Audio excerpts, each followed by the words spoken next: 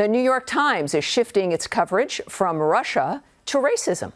The paper spent 2 years as one of the chief pushers of the false Russian collusion conspiracy theory. It has completely fallen apart.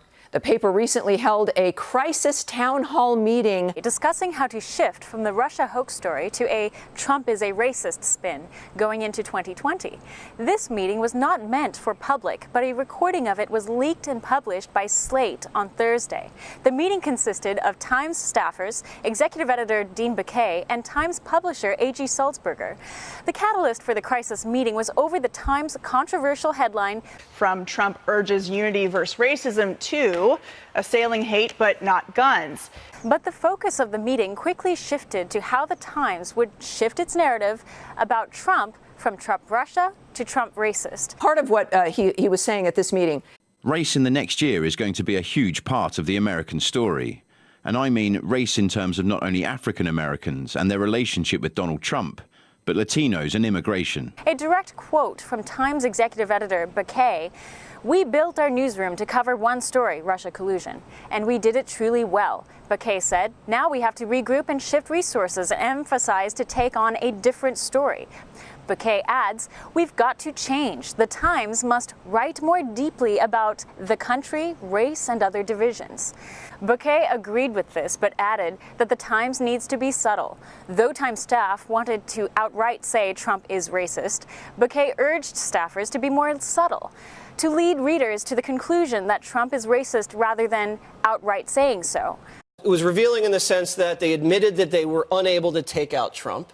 They've admitted that they're not as influential as they think they are. And they admitted they're not journalists, that they're partisan activists. Because a real journalist would go back the last 2 years and look, how did this Russia hoax actually come into being? But they're spending no time looking back. They've turned a blind eye to it, and then are now just looking at what else can take out Trump. It's an astounding admission. I thought a newsroom was supposed to be built around, I don't know, covering the news. Yeah, it's weird, right? That should be the priority. But no, they decided at the New York Times that they were going to build their newsroom around covering one story, the Russian collusion conspiracy hoax, which was a hoax, and by the way, manufactured by propagandists from Moscow. The Times staff agreed with Baquet on the shift toward racism-centric reporting.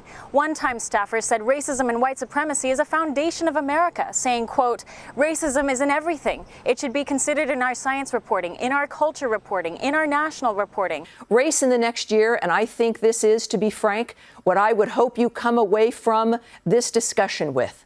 Race in the next year is going to be a huge part of the American story. Now, this, remember, is a meeting, and the context is how they're going to shape the narrative, and that's what they've already decided. There's this generational change where now, I think it's partly because of the way universities train journalists now, and that they are activists.